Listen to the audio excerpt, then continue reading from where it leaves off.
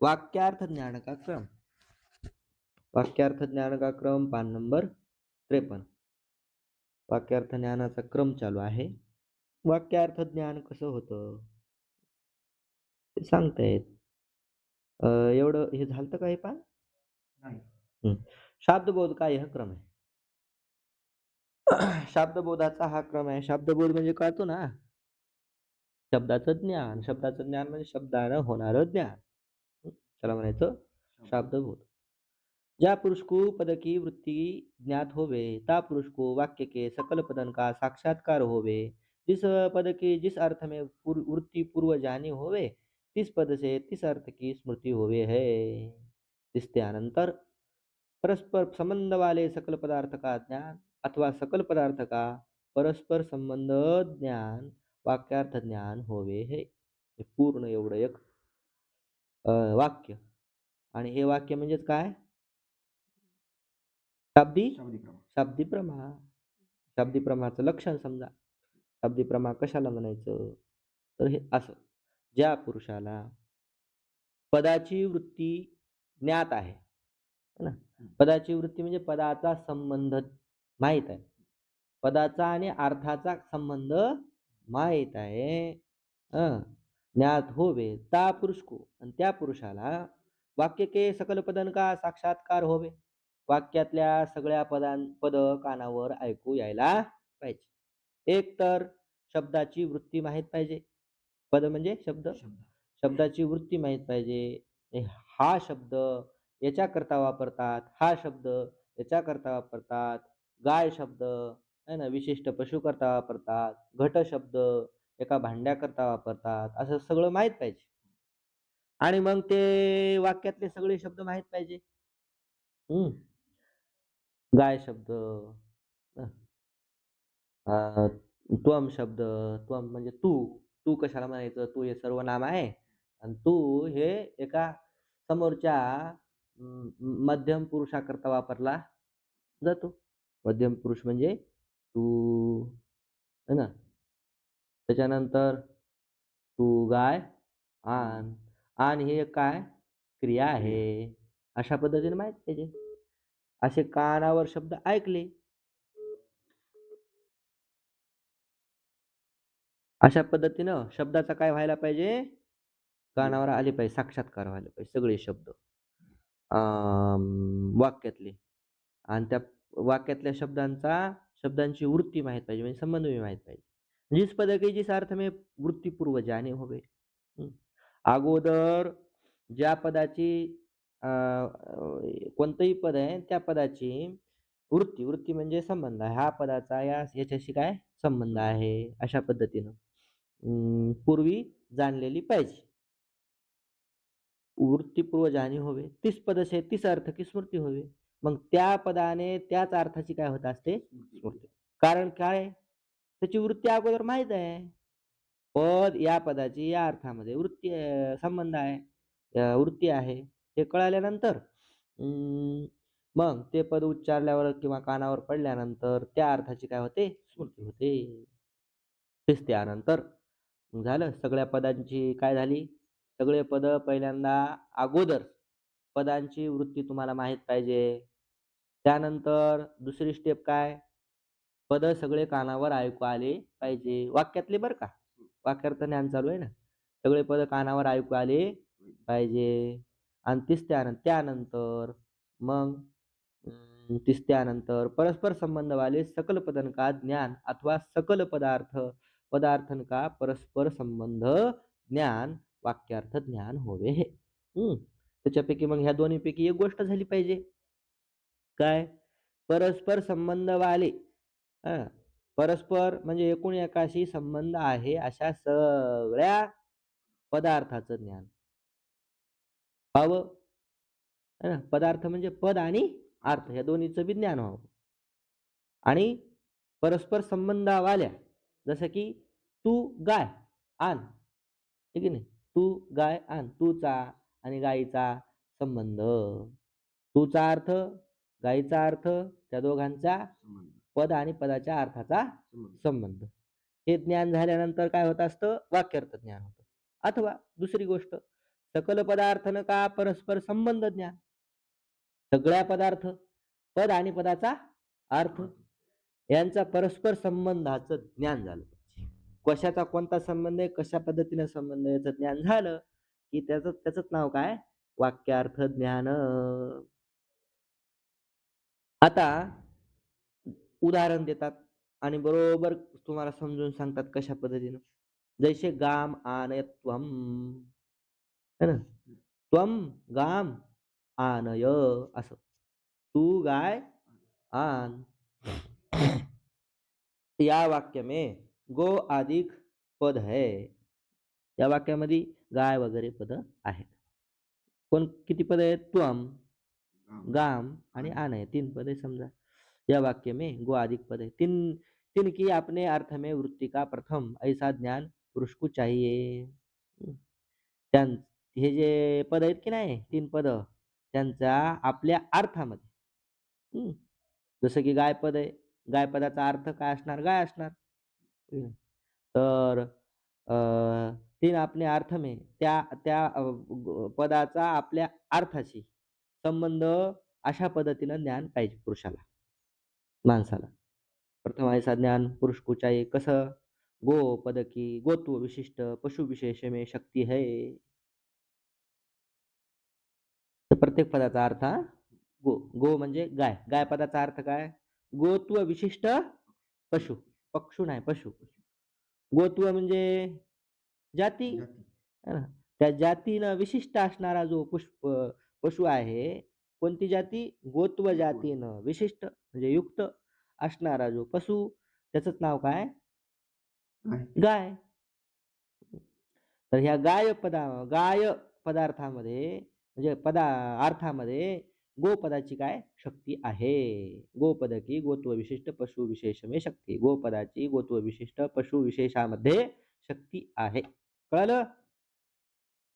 Number 2 शक्ती. त्याच्यानंतर गोपदाच्या बाजूला जी विभक्ती आहे, द्वितीय विभक्ती. है ना? अम प्रत्यय असतं ना, स्वावजस, अम आउट शस. तर अम त्याचा अर्थ सांगतात. द्वितीय विभक्ती की कर्मता में शक्ती. आता गाम ही द्वितीय आहे. तर द्वितीय विभक्तीची कशामध्ये शक्ती असते? द्वितीय विभक्ती काय दाखवते? कर्म दाखवते. कळालं? बर. अर्थात काय? गाय एक कर्म आहे. इथं गाय एक काय? कर्म. आनयन में आपूर्वक निपद की शक्ती है. आनय. तर आनय हे आ आहे ना, आंग उपसर्ग आणि नी काय झाला? धातू. तर आ नी ते नीच काय होत असतं? नय होतं. झालं? तर मग काय होईल? आनय आपूर्वक निपद की शक्ती है.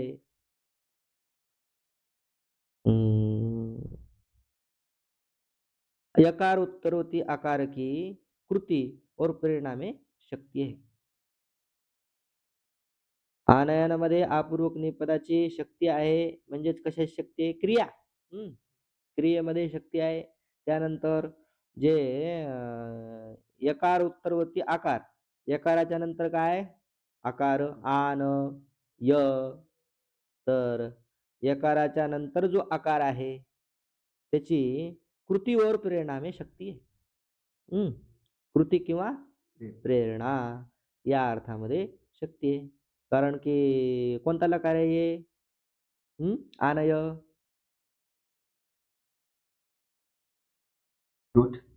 लोट लकार आहे. आणि लोट लकार कोण्या अर्थामध्ये असतो? विधी अर्थामध्ये. विधी निमंत्रण आमंत्रण आदिष्ट संप्रश्न प्रार्थनेषु लिंग लोटच.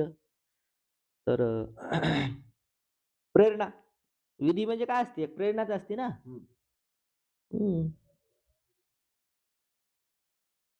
ते लघु सिद्धार्थ कौमुदीमध्ये गेलं होतं आमच्या, ऐकलं तेव्हा. हो, लघुतलंच आहे ना मग हे सगळं याचंच चालू आहे. कर्म झालं, क्रिया झाली, त्याचंच व्याकरणाचा विषय आहे. तर पहा जे आकार उत्तरवर्ती म्हणजे हे काय यकार उत्तरवर्ती आकार. यकाराच्या नंतर जो आनय हे पद. आनय पदामध्ये यकार आहे आणि यकारामधला जो आकार आहे, त्या आकाराचा अर्थ काय? कृती किंवा प्रेरणा. यामध्ये शक्ती आहे त्याची. तर संबोधन योग्य चेतन में त्वम पद की शक्ती है. संबोधनास योग्य असणारं चेतन. कोणतं बी चेतन नाही. संबोधनास योग्य असणारं चेतन. संबोधनास योग्य म्हणजे हाक मारण्यास योग्य असणारं चेतन. कळच नाही त्याला, काय बुद्धीच नाही. त्याला हाक मारून उपयोगही नाही. तर संबोधन योग्य चेतन पाहिजे. ते बरोबर ज्याची गाय असते, ज्याचा बैल असतो, त्या माणसानं हाक मारल्यानंतर ते लक्ष देतंय. दुसरे कितीही वरडले, ते काही देत नाही, लक्ष देत नाही. किंवा असे अनेक चेतन पदार्थ आहेत. त्याला संबोधन दिलं, कसा आहेस? किंवा मग आवाज दिला, "ए इकडं." काही ध्यान देत नाही ते एखादा. तर तुमची हाक त्याला कळावी असा चेतन. अशा योग्य चेतन कोण आहे? त्वम पदाचा अर्थ. मग त्वम पदामध्ये संबोधन योग्य चेतन में त्वम पद की शक्ती है. संबोधन योग्य चेतनामध्ये त्वम पदाची शक्ती आहे.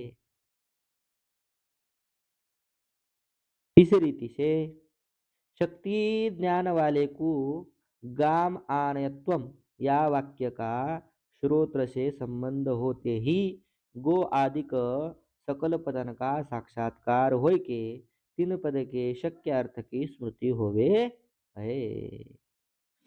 इस रीति से म्हणजे अशा प्रकारे शक्ती ज्ञान वाले को, सगळ्या तीन पद आहेत ना आपले, गाम आनय त्वम, या तीन पदांच्या अ, तीन पदाची शक्ती कशामध्ये आहे असं ज्ञान असणाऱ्याला, म्हणजे शक्ती ज्ञान वाले को असं ज्ञान असणाऱ्याला गाम आनय त्वम, तू गाय आण, या वाक्याचा कानाशी संबंध होऊन म्हणजे कानावर ऐकू येऊन. कानावर ऐकू आल्याबरोबर संबंध, श्रोत्रशी संबंध होते ही गो आदिक सकल पदन का, है ना, गामानयत्वम, अशा गो अधिक सगळ्या पदांचा साक्षात्कार होतो. होय की म्हणजे कानावर ऐकू येतं. आणि तीन पदके शक्य अर्थ की स्मृती होवे है. आणि त्यात हे जे तीन पद आहेत ना, त्या तीन म्हणजे त्या पदांची किंवा ह्या तीन पदांची काय होईल, जे शक्य आहे त्या अर्थाची काय होईल, स्मृती होईल. शक्य अर्थाची काय होईल, स्मृती. गामानयत्वम म्हणल्याबरोबर त्याच्या लक्षात गाय, अन्न आणि त्वम हे बरोबर स्मृती होणार. जैसे हस्ती पालक के ज्ञान थे ताकि संबंध की हस्ती की स्मृती होवे है, तैसे पदन के ज्ञान थे तिनके संबंध या शक्य अर्थ की स्मृती होवे है. हत्तीला पाळणारा, हत्तीला पाळणारा पाहिल्याबरोबर कशाची स्मृती होते? हत्तीची स्मृती होते. का? नेहमी याला कशावर पाहिलेलं आहे? हत्ती सोबत पाहिलेलं आहे. हत्तीवर कधी बसलेला पाहिलेला आहे. कधी हत्तीला चारा टाकत असताना पाहिलेला आहे. कधी बाजारातून हत्ती हिंडवत असताना नेहमी पाहिला. याचा अर्थ तिच्या लक्षात आला, की हा कोण आहे? हत्तीवाला आहे. म्हणजे हत्तीपालक आहे. मग बाजारात एका दिवशी एकटाच चालू लागला. हत्ती नव्हता. मग लगेच त्या हत्तीपालकाला पाहिल्याबरोबर कशाची स्मृती होते? हत्तीची. का? हत्तीचा आणि त्याचा संबंध आहे. तसं गाय म्हणलं की लहानपणापासून एका विशिष्ट पशूला आणलेला आहे. गाय आण, आपण लहान होतो, गाय आण म्हणल्याबरोबर एखाद्या मोठ्या पोराला वगैरे कोणाला घरच्या माणसाला त्यानं तो पशु घेऊन आलेला आहे. गाईचं दूध काढ म्हणलं की त्या पशूचं दूध काढलेलं आहे. गाईला चारा टाक म्हणल्याबरोबर त्याच पशूला चारा टाकण्यात आलेला आहे. मग अशा पद्धतीनं काय झालेलं आहे तुम्हाला, गोपद आणि तो पशु, ह्या दोघांचा परस्पर संबंध माहीत झालेला आहे. म्हणून गो म्हणल्याबरोबर तुम्हाला काय लक्षात येते? गाय लक्षात येते. 4 पाय, 1 शेपूट, 2 शिंग, 2 कानं, अशा पद्धतीचा एक विशेष पशु, पांढरा, निळा नाही. कसा? पांढरा, लाल, काळा, अशा पद्धतीचा जो पशु. निळ्या गायी यायला पाहिजे. म्हणजे गोहत्या बंद होईल.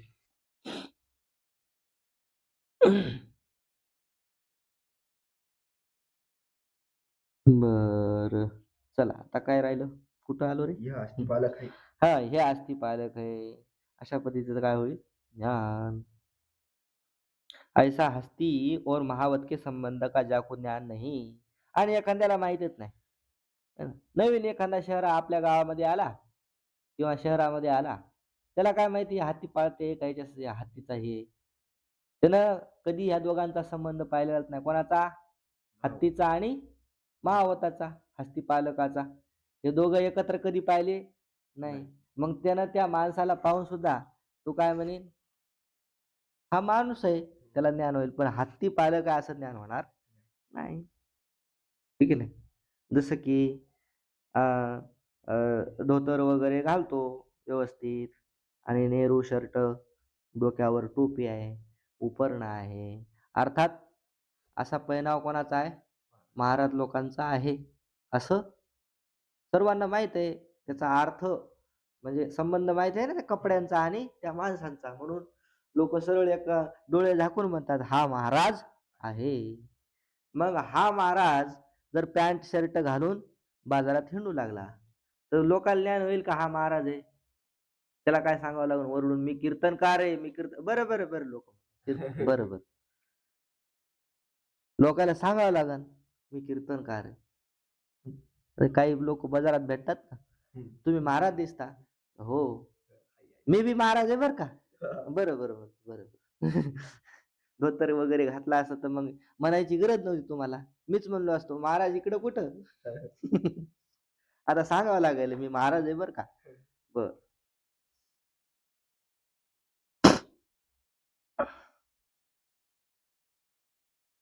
हस्ती पालक ऐसा हस्ती और महावत के संबंध ज्याचा ह्या दोघांशी संबंध माहित आहे दोघांचा हत्तीचा आणि हस्तीपालकाचा असं ज्ञान ज्याला नाही त्याला हत्तीचं स्मरण होणार नाही. किंतु मनुष्य आहे, हे माणूस आहे एवढं ज्ञान होईल. ऐसा ज्ञान होवे ताको हस्तीपालक देखे भी हत्ती की स्मृती होवे नाही. नुसतं माणूस आहे असं ज्ञान होणार, संबंध माहित नाही त्याला. पण हत्तीची स्मृती होणार नहीं। तैसे इस पद का यह शक्य है अथवा लक्ष्य है ऐसा शक्ति व लक्षणारूप संबंध का जाको पूर्व ज्ञान होवे नहीं किंतु अज्ञा अज्ञातार्थ पद का श्रवण साक्षात्कार होवे ताकू पदन के श्रवण ते भी अर्थन की स्मृती होवे नाही. अशा पद्धतीनं ज्यांना शक्ती किंवा लक्षणारूप संबंधाचं ज्ञान अगोदर नाही. फक्त अज्ञात पद का? अज्ञात म्हणजे कधी न ऐकू आलेला शब्द समजा आणि त्या पदाचा श्रवण साक्षात्कार झाला म्हणजे कानावर ऐकू आलं. कधी न ऐकलेली गोष्ट ऐकली, शब्द ऐकला. ताकू पदके श्रवण ते बी पदाचं श्रवण झालं, परंतु अर्थाची स्मृती होणार नाही. है की नाही? याते वृत्ती सहित पद का ज्ञान पदार्थ स्मृती का हेतू है. म्हणून वृत्ती सहित पदाचं ज्ञान पाहिजे तरच पदार्थाची स्मृती होते. पदार्थाच्या स्मृतीला कारण काय मग?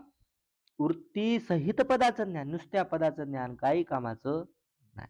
त्याचा संबंध माहित पाहिजे ह्या अर्थाशी त्याचा संबंध आहे. आता आता मेडिकल चे लोक विद्यार्थी किंवा इंजिनिअर हे बरेच शब्द वापरतात आपल्याला त्याचं काहीच कळत नाही, मिळत लागत नाही. शब्द तर ऐकू येतात कानावर, पण ते काय कशाला म्हणतात, कोण्या नावावर?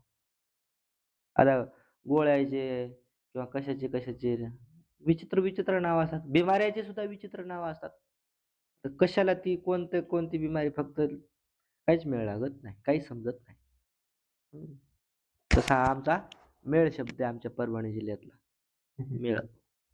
कुठं बी मेळ जोडून दिला की त्याचा ते बरोबर अर्थ निघून जातो. काही वेळ कळत नाही. हो. मेळ. मेळ लागणं म्हणजे समजणं. मेळ बसला का म्हणजे काम झालं. झालं का? वेळ बसला का तुमचा म्हणजे काम म्हणजे होतंय का? सगळ्याचा मेळच झाला म्हणजे काय झालं? सगळे एकत्र झाले. किती ठिकाणी एकच पद. नुसता एक मेळ शब्द कितीतरी अर्थ सांगतो. पण पण त्या त्या पद्धतीने वापरायचं ते जिथल्या तिथं. मग मेळ मेळ मेळ लागला का नाही द्यायचा. मेळ लागला का नाही म्हणजे कुठं आहेत, का आहे पत्ता लागला का नाही.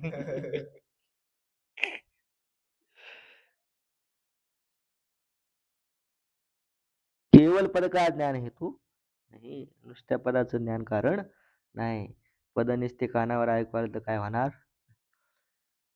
पद के ज्ञान ते सकल पदार्थन की स्मृति होय के सकल पदार्थन के परस्पर संबंध ज्ञान होवे है अथवा पद के ज्ञान ते परस्पर संबंध सहित जिन पदार्थ का स्मरण हुआ है तीन पदार्थ का परस्पर संबंध सहित ज्ञान होवे है सो पदार्थन के संबंध का ज्ञान अथवा संबंध सहित पदार्थ का ज्ञान वाक्यार्थ ज्ञान कहिए है और शाब्दी प्रमा कहिए है. इथपर्यंत पहा. पदके ज्ञान ते पदाचं ज्ञान झाल्यानंतर सकल पदार्थांची स्मृती सगळ्या पदार्थाची काय होईल स्मृती होऊन सकल पदार्थ के परस्पर संबंध का ज्ञान होवे हे वाक्य उच्चारलं. वाक्य उच्चारल्यानंतर काय होणार पहिल्यांदा सगळे पद ऐकू येणार. पद ऐकू आल्यानंतर पदार्थाची स्मृती होणार. पदार्थाची स्मृती झाल्यानंतर त्या पदार्थांचा परस्पर संबंधाचं ज्ञान होणार किंवा अथवा पद के ज्ञान ते परस्पर संबंध सहित जिन पदार्थ का स्मरण हुआ है. पदाचं ज्ञान झाल्यावर दोघांच्या परस्पर संबंधाने सहित पदार्थाचं स्मरण झाल्यानंतर तीन पदार्थां का परस्पर संबंध सहित ज्ञान होवे. त्या पदार्थांचं जे ऐकू आले ना पद आणि त्याचा अर्थाची झाली स्मृती. मग काय झाला परस्पर संबंधाचं त्या संबंधासहित ज्ञान होणं. पहिल्यापासूनच संबंधासहित ज्ञान होणं किंवा नंतर संबंधाचं ज्ञान होणं दोन्ही बी. सो पदार्थन के संबंध का ज्ञान अथवा संबंध सहित पदार्थ का ज्ञान. पदार्थाच्या संबंधाचं ज्ञान किंवा संबंध सहित पदार्थाचं ज्ञान यालाच काय म्हणायचं वाक्यार्थ ज्ञान. त्यालाच म्हणायचं शाब्दी प्रमा. पहिल्यांदा शब्द ऐकू येईल. ऐकू येऊन अर्थाची स्मृती होईल. अर्थाची स्मृती झाल्यानंतर सगळ्या वाक्याच्या पदाचा वाक्याचं ज्ञान चालू आहे ना वाक्यार्थ ज्ञान चालू आहे. वाक्य पहिल्यांदा ऐकू येईल पूर्ण. प्रत्येक पद ऐकू येईल. प्रत्येक पदाचा अर्थ समजेल म्हणजेच अर्थ कळेल. हे पद या अर्थामध्ये वृत्ती कळेल. हे पद या अर्थामध्ये आहे. मग स्मृती झाली आहे. मग स्मृती झाल्यानंतर परस्पराचं काय होईल परस्पराच्या संबंधाचं ज्ञान होईल. परस्पराच्या संबंधाचं ज्ञान झाल्या किंवा संबंध सहित पदार्थाचं ज्ञान होईल. दोन्हीपैकी एक लावायचं आणि मग वाक्यार्थ ज्ञान होईल. कळलं? त्यालाच काय म्हणायचं शाब्दी प्रमा. ते कसं होत असते ते जरा सांगतात समजून. काही अवघड नाही बरं का. तू गाय आण हे कळालं का तुला. हं. आता याला याला याला त्याच्यात बसवायचं शास्त्रामध्ये बसवायचं. हे कळालं तू गाय आण हे कळालं त्याला त्याला हे पुढचं सगळं कळालं. पहा आता जीवाला अवघड करून घेऊ नका. असं मस्त मजाने ऐका आता. गामानयत्वम हे संस्कृत शब्द आहे वाक्य त्याचा अर्थ आहे तू गाय आण. या वाक्य में गोपद का द्वितीयार्थ कर्मता में आधेयता संबंध है. गोपद आहे की नाही गो म्हणजे गायपद. तर गोपदाचा हे जे वाक्य आहे गामानयत्वम या वाक्यामध्ये गोपदाचा द्वितीयार्थ कर्मता में ना द्वितीयेचा अर्थ काय कर्म. द्वितीयेचा अर्थ काय असतो कर्म. प्रथमेचा अर्थ काय असतो कर्ता. तृतीयेचा अर्थ काय असतो करण. त्या पद्धतीने द्वितीयेचा काय अर्थ आहे कर्म. तर द्वितीयेचा जो अर्थ कर्म त्यामध्ये आधेयता संबंध आहे. कोणाचा गोपदाचा. कशामध्ये कर्मामध्ये आधेयता संबंध आहे. कर्म कशाचा अर्थ आहे द्वितीयेचा. द्वितीयेचा अर्थ काय कर्म. त्या कर्मामध्ये आधेयता संबंध आहे. आता आधेयता काय हो आधेयता कु वृत्तित्व कहे है. आधेयतेलाच वृत्तित्व सुद्धा म्हणतात. वृत्तित्व म्हणजे राहणेपणा. वृत्तित्व म्हणजे काय राहणेपणा. तर कोण आधेयता संबंध म्हणजे काय? राहणेपणाचा संबंध. राहणेपणाचा संबंध कोण कोणामध्ये राहते? गोपदाचा द्वितीयेचा अर्थ कर्मता. है ना? गोपदाचा अर्थ कर्मता. कर्म आहे. गोपदाचा अर्थ द्वितीयेचा जो अर्थ आहे कर्म, त्यामध्ये राहणेपणा. आलं का लक्षात? म्हणजेच काय? आधेयता संबंध. त्याच्यानंतर दुसरं पद आनय. आपूर्वक नियके आपूर्वक नि के अर्थ. आपूर्वक नि चा अर्थ काय? आनयन में. आनयन म्हणजे आणणे, है ना? आनयन म्हणजे आणणे. यामध्ये कर्मता का निरूपकता संबंध आहे. कर्मतेचा काय? निरूपकता संबंध. कर्माचं निरूपक आहे कोण? आनयन क्रिया. कळालं? कर्म कोण? गाय. आणि त्या कर्मतेचं निरूपक. निरूपक म्हणजे निरूपण करणार, सांगणार कोण? आनय. हे निरूपकता संबंध झाला. त्याच्यानंतर यकारोत्तर आकार के कृती व प्रेरणा दो अर्थ. त्या यकार आनयन है ना, तर आनयन मध्ये आनय मध्ये यकार आहे ना, यकाराच्या नंतर जो आकार आहे त्या आकाराचा लोट लकाराचा जो अर्थ आहे समजा कृती किंवा प्रेरणा, दो अर्थ है कृति किंवा प्रेरणा अशा अर्थ. जहाँ कृति में आनयन का अनुकूलता संबंध है. आनयनाचा कृतीमध्ये कोणता संबंध आहे? अनुकूलता संबंध. अनुकूल असणं हाच काय संबंध आहे. आणण्याची क्रिया अनुकूल आहे की नाही? आकाश घेऊन ये अनुकूल आहे का? आकाश आणण्यास अनुकूल आहे का? आकाश घेऊन ये म्हणल्यानंतर आण बरं वार आणता येते का? तर अनुकूलता संबंध, अनुकूलता बी पाहिजे की नाही? तर गाय आणण्यास अनुकूल आहे म्हणजे आणता येऊ शकते. आनयन का अनुकूलता संबंध आहे कृतीमध्ये, म्हणजे आनयन कृती होऊ शकते. कृती का त्वम पद में आश्रयता संबंध आहे. आता एक कर्ण जी कृती आहे ना, अन्नरूपी जी कृती आहे त्या कृतीचा त्वम पद म्हणजे जो कर्ता आहे, संबोधन योग्य कर्ता जो करणारा. तर त्याच्यामध्ये काय कोणता संबंध असणार या क्रियेचा? आश्रयता संबंध. अन्न क्रिया कुठे राहणार? येणार गाय पण आणणार कोण? त्वम. तर त्वम मध्ये ते जे अन्न आहे त्याचा काय संबंध आहे? आश्रयता. कृतीचा आश्रयता संबंध त्वम पदार्थामध्ये. आणि प्रेरणा का त्वम पदार्थ में विषयता संबंध. प्रेरणा म्हणजे काय? एक प्रकारचं ज्ञान आहे.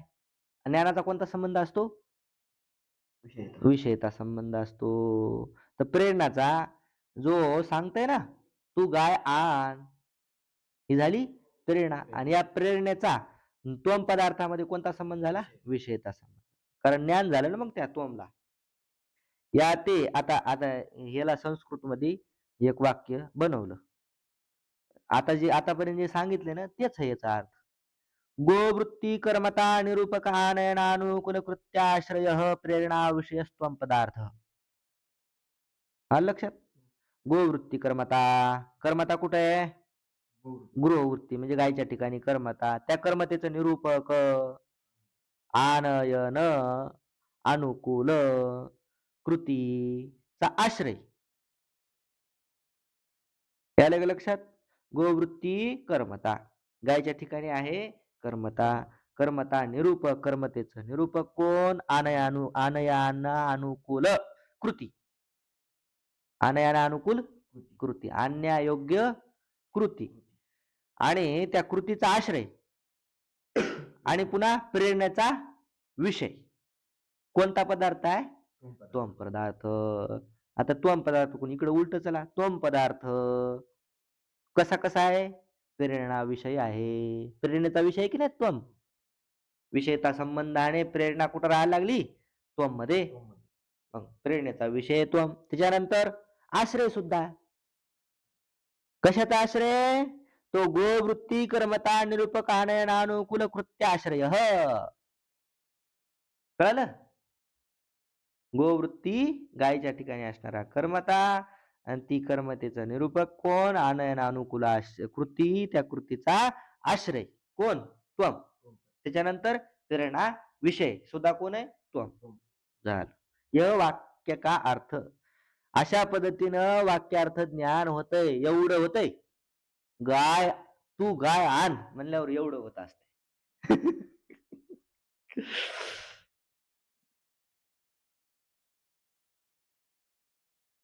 यह वाक्य अर्थ ज्ञान. वाक्यार्थ करा तिथं. यह वाक्यार्थ ज्ञान श्रोता को होवे हे. असं वाक्यार्थ ज्ञान श्रोत्याला होतं. कसं वाक्यार्थ ज्ञान होतं? संस्कृतमध्ये ते सांगायचं झालं तर असं होतं. गोवृत्ती कर्मता निरूपकानयन अनुकूल वृत्त्याश्रय प्रेरणा विषयस्त्वम पदार्थ. म्हणजे काय? गायन. गायनला जर मोठं बोलायचं असेल तर न्यायाच्या भाषेत बोलायचं असेल तर कसं म्हणावं लागेल? प्रवृत्ती कर्मता निरूपक अनया अनुकूल वृत्ती आश्रय प्रेरणा विशेष पदार्थ. हा.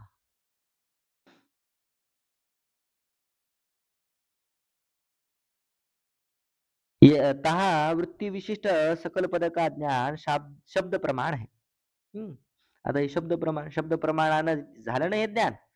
तर इथं वृत्ती विशिष्ट सकल पदानं का? वृत्ती विशिष्ट म्हणजे वृत्तीनं युक्त, संबंधाने युक्त कसं आहे? सकल पदाचं ज्ञान. सगळ्या पदाचं ज्ञान हेच काय? शब्द प्रमाण आहे. आणि पदन के ज्ञान ते तिनके अर्थ की स्मृती व्यापार आहे. आणि मधली स्मृती जे होणं, पदाचं ज्ञान झाल्यानंतर अर्थाची जी स्मृती होणं हे झाला व्यापार. आणि नंतर वाक्यार्थ ज्ञान होणं हे झालं फल. पहिल्यांदा वृत्ती सहित पदाचं ज्ञान होणं हे झालं नाही नाही थांब की प्रमाण. हे काय झालं? प्रमाण. प्रमाण म्हणजेच काय? करण. वृत्तीसहित सगळ्या पदाचं ज्ञान होणं हे झालं करण म्हणजे शब्द प्रमाण झालं. त्याच्यानंतर पदके ज्ञान ते तिनके अर्थ की स्मृती. पदाच्या ज्ञानाने त्याच्या अर्थाची स्मृती होणं हे झालं व्यापार. आणि वाक्यार्थाचं ज्ञान होणं, पूर्ण वाक्याचं ज्ञान होणं हे झालं फळ. इस रीति से लौकिक वैदिक वाक्यंते बहुत स्थानों में पदार्थ के संबंध का व संबंध सहित पदार्थन का बोध ही फल होवे है. वाक्य लौकिक असो किंवा वैदिक असो. तस संबंधासहित पदाचं ज्ञान किंवा पदाच्या पदाने संबंध का पदाच्या संबंधाचं किंवा संबंधासहित पदार्थाचं ज्ञान. पदार्थाच्या संबंधाचं ज्ञान किंवा संबंध सहित सगळ्या पदाचं ज्ञान. पदाचं ज्ञान नाही, पदार्थाचं ज्ञान. त्यालाच काय म्हणायचं? फल. शाब्दी प्रमा. तथापि तरी पण त्वम पदार्थ के संबंधी तत्पदार्थ का आणि तत्पदार्थ के संबंधी त्वम पदार्थ का महावाक्य ते बोध माने तो असंज्ञो